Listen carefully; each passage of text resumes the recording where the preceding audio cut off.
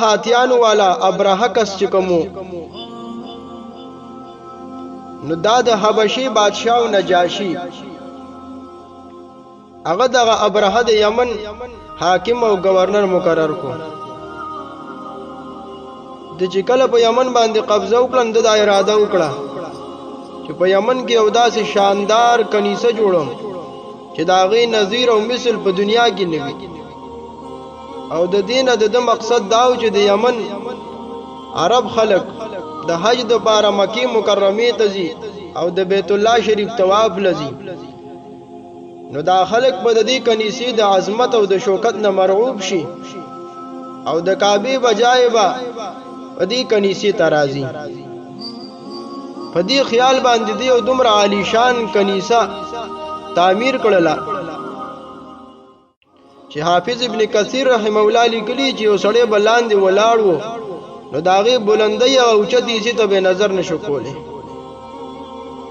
او په سونی چاندای سره او په جواهرات سره عام مرصع کړه او مزین وګرځولا او په پورا مملکت کې اعلان وکړ چې اوس په هیڅ حکم د یمن نه کعبه ته حج نه نزي او په دای کنيسه کې به عبادت کوي په یمن کې عربو کې اگر چې بت پرستی غالب راغلی و په دغه ټیم کې مگر د ابراهیم علی السلام د دین او د کعبه عظمت او محبت د دې په ژوند کې لا تر اوسه پورې پیوستو دغه وجره چې عدنان او قحطان او د قریش په قبایلو کې د غم او د غصې او لهر پیدا شو تر دې پورې چې د شپې په دغه کنيسه کې یو کس داخل شو ګندګي پکې وکړه قضا حاجت پکې وکړه او بعض روایت کې دي چې دغه د عربو کسانو کې یو قبيلي کسان د کنيسې څخه د شپې آرام کو انو د خپل ضرورت د پاره اور بل کو او هغه اور چې د کنيسې ته ولګي د دې ته سخت نقصان ورسېد ابرهه چې کله د دې اطلاع ملاو شو چې یو قریشي سړی او قبيله والا دا کار کړی دی نو هغه قسم وخوړ چې زبر د دې د کعبه د بیت الله شریف معاذ الله ټوکړي ټوکړي کوم ابرهه د دې تیاری شروع کړه او د نجاشي د حبشي بادشاہ نه اجازه غوښتو او د حبشي بادشاہ نجاشي د یو خاص هاتي ورکو چې مورخین د هغې نوم محمود لیکي او د ابرهه د پاره راو لګو چې د په دې هاتي باندې سور شي او په کعبه باندې حمله وکړي بعض روایتونه معلومیږي چې دا ډیر عظیم الشان هاتیو چې د دې نظیر نو په دغه زمانه کې او ورسره وته اته هاتیان نورم ورکړل او د دې مقصد داو او منشأ داوا چې د بیت الله شریف پستونو کې زنجیرونه واچولې شي او بیا د هغه زنجیرونه د دې اوخانو په غاړو کې واچولې شي او بیا د دې لمنډه ورکړې شي نو د خانه کعبه معاذ الله پزمکه باندې براو ورځي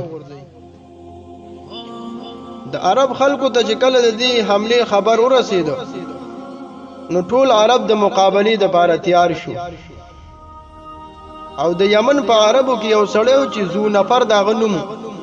دا هغه د عربو قیادت او مشري اختیار کړه او عرب خلک د دنه چار چاپیره جمع شو د مقابله د لپاره تیار شو چې د ابرهه خلاف جنگ وکړي مگر الله تعالی ته داسې منظور و چې د ابرهه ته الله داسې شکست ورکړي او داسې عذاب او سزا ورکړي چې د رسوایی او د ذلت الله تعالی دنیا ته ظاهر کړي د عربو دغه قبیله د یمن خلک ابرهه په مقابله کې کامیاب نشو او شکست وخوړو او دا زو نفر نامي سړی چې د قید کو او ځان سره مخ روان کو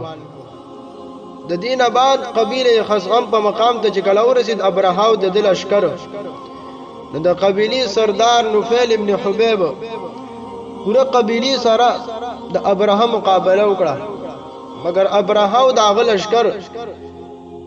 نوفل ابن حبیب ته هم شکست ورکو او هغه قید کو او داغه د قتل اراده وکړه مگر بیا دا وی چې د ژوندې پریدم دنه بزلارې معلومه مونږ ته بده لارې خي د دینه بعد کله چې د دل احکر طائف ته قریب راو رسیدو د طائف اوسیدونکو قبیله ثقيف والا د مخ کې قبایلو جنگ او د ابرهه د فتح د واقعاتو نه با خبر وو او هغه خپل خیر په دې کې وګڼو چې په طائف کې دامو یو عظیم الشان بتخانه د لات په نوم سره جوړه کړې ده نو ابرهه او داغه لخر دی چې تاسو دې د سموي نو موږ تاسو مقابله نکوو هغه ابرهه سره داغه د امداد اعلان وکړ ورسره شو او دغه طائف قبيله والدې د پاره یو خپل سردار ابو رغال چې دا غنوم وغه ولم ورکو او په دې باندې راضي شو او بیا مکه مکرمه ته قریب مقام مغمس ته چې کله ورسېدل نو الته د قریش مکه او خان سریدل د ابرهه لشکر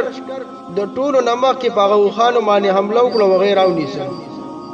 چې پای کې 200 خان د رسول الله صلی الله علیه وسلم د جد امجد د نیکو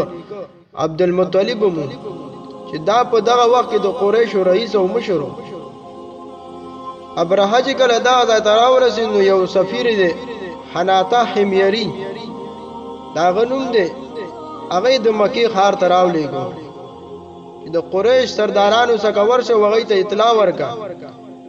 چې زموږ مقصد تاسو سره جنگ کول نه دي زموږ مقصد معاذ الله کابر وانول دي که تاسو په مینس کې زموږ مقابله لنه راځي او سر رکاوټ نه جوړي موږ به تاسو ته هیڅ نقصان نه در رسو حناته چې کله مکه مکرمه ته داخل شو نو د ټولو نړومبنه خلق وغتر عبد المطلب پتا ورکړه چې دا زموږ د قریش سردار دی حناته چې کله عبد المطلب سره خبرو شو د ابرهه پیغام وتورسو ابن اسحاق رحم الله د روایت مطابق عبد المطلب وتدا جواب ورکو چې زمونږ کوم ابرهه سره د جنگ سره اراده نشته او نه زمونږ دومره طاقت او بش لري چې داغه مقابله وکړو البته دا خبره ده تکوم چې دا کعبه او بیت الله دا د الله کور دی او د الله خلیل ابراهیم علیه السلام دا جوړ کړی دی نو الله تعالی په خپل د دې د حفاظت ذمہ دار دی که چېرې تاسو الله سره د جنگ اراده وي نو چې تاسو سره غواړي نو هغه وکړي او بیا تاسو وګورئ چې الله تعالی تاسو سره سم عمل کوي دی حناته چې ابرهه را لګل خپل کس عبد المطلب ته وي تما سره لاړ شه ابرهه سکه شغه سره ملاو شو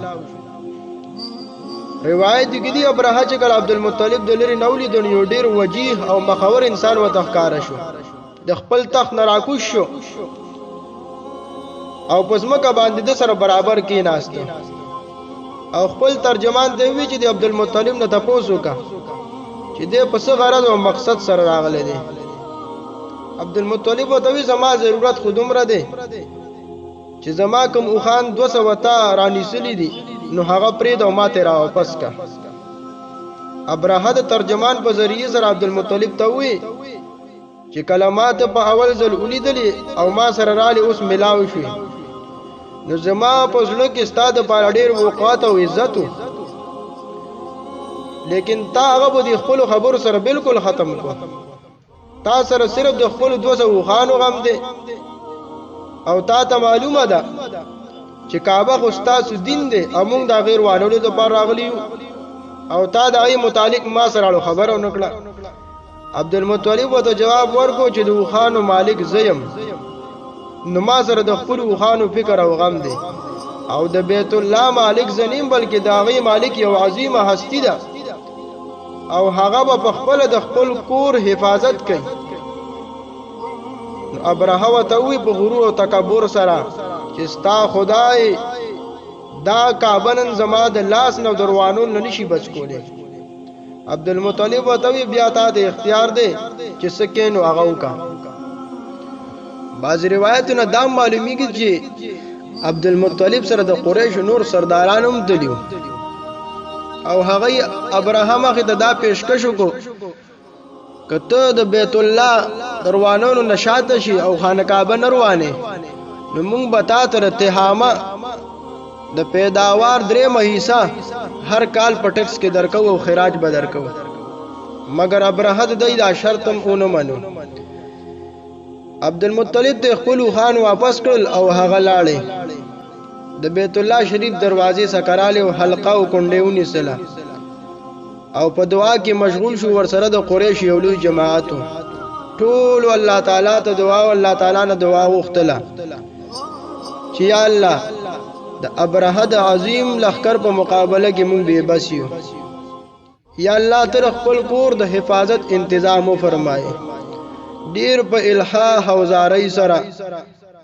الله تعالی نه دعا وکړه او عبدالمطلب د مکی مکرمین نور خلکو سره غرونو ته وخته او الته کې په انتظار باندې کیناستل د دې تماشه کوله علما فرمایي چې دته دا یقینو چې الله تعالی به د ابرهه په لخر باندې ضرور عذاب را لېږي دغه یقین په بنا باندې هغه د ابرهه د خپل خان مطالبه وکړه او د بیت الله متعلق ورسره خبره ونکړه او پته وته چې الله تعالی به د خپل کور حفاظت په خپل باندې کوي او الله تعالی به د دې د عزایم په خاورو کې ملاو کی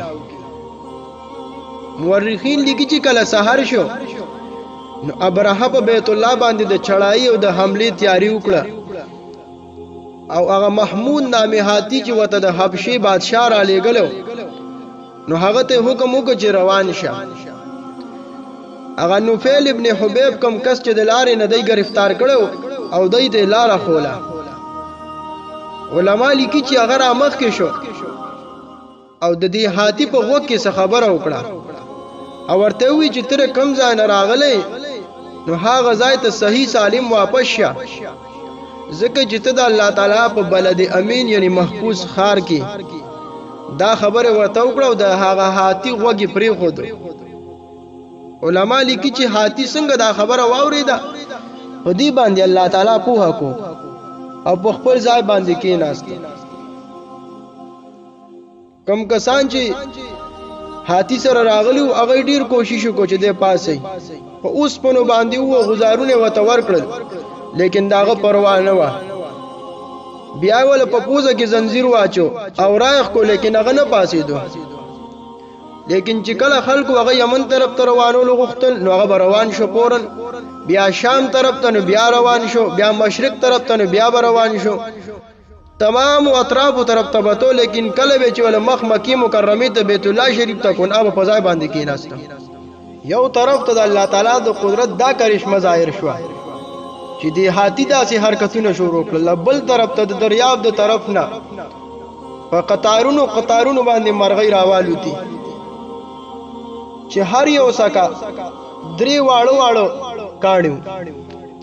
د چڼې یا د مسورو د دانې برابر علما فرمایي یو کاڼې په مخوکه کې او دوی په پنجو کې او د علامه واقدی رحم الله پر روایت کې دي چې دا مرغۍ یو عجیب قسم له مرغۍ وي او داسې مرغۍ د دینه مخ کې چرته نیوی لیدل شوی او دا په بدن او په جثه کې د کونتر نه لګي غونټي وړي وي او د دې دا پنج چې وینو دا سری وي خلقو کې چې دا خبره مشهوره چې دا تو تکویر کې علما د دې قول تضعیف کړي دي او دا روایت نه معلوم شو چې دا د کونتر نه لګي غونټي وړي وي او سری پنجي وي او یو عجیب قسم لروي چې د دینه مخ کې چرته دا نیوی لیدل شوی او د ابرهه لخر باندې د پاسه رالي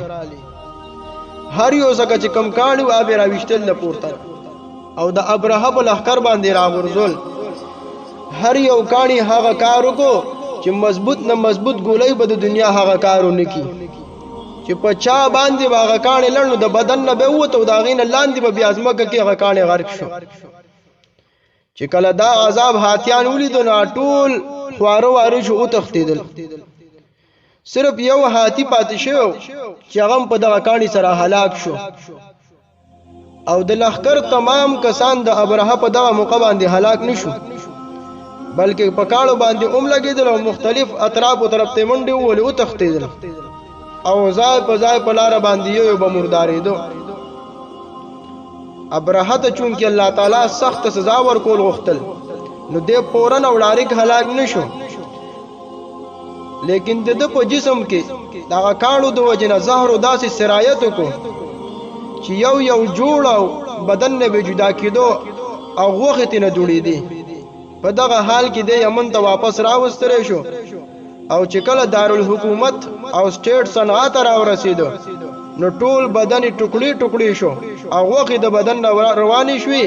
او په دغه حالت کې دغه ظالم مردار شو. او د ابرهه هاتی هغه محمود نامی هاتی هغه سره دوه هاتیبان پاتې شو په مکه مکرمه کې، مګر په دې طریقه باندې هغه پاتې شو چې هغه دواړه لاندې شو په سترګو باندې نابیناو او اپاهیج معذور شو، اندامونه کار پرې خود. د محمد ابن اسحاق رحم الله پر روایت کې دي حضرت عائشہ رضی الله عنها روایت ده فرمایي چې ما هغه دواړه کسان د هاتی سر چې پاتې شي په داسې حالت کې ولیدل چې هغه په سترګو باندې لاندو او اپاهیجو. او حضرت صدیق عائشہ رضی الله عنها خور حضرت اسماء رضی الله عنها فرمایي چې ما هغه دواړه اپاهیج او لاندو لیدل د مکی مکرمه په کوڅو کې به خیر بیا خلکو نه وختو خیر به ټولو.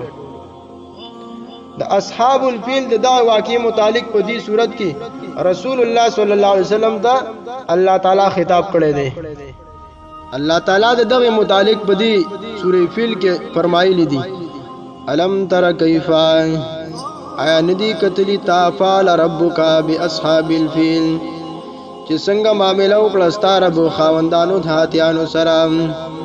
الم یجعل کیدهم فی تضلیل آیا ونګرځو الله تعالی مکر او تدبیر د دوی بیکارا. وارسل علیهم طیرا ابابیل او راویلی گل الله تعالی په دوی باندې مارغان ټولی ټولی ترمیهم چې وشتل به دوی بحجارت پکاړو من سجیل په اور کې د پخې شوی خټي جوړ شوی نه. وجعلهم نو الله وګرځول دوی کا اسپن پشان د بوسو ماکول خړلې شو.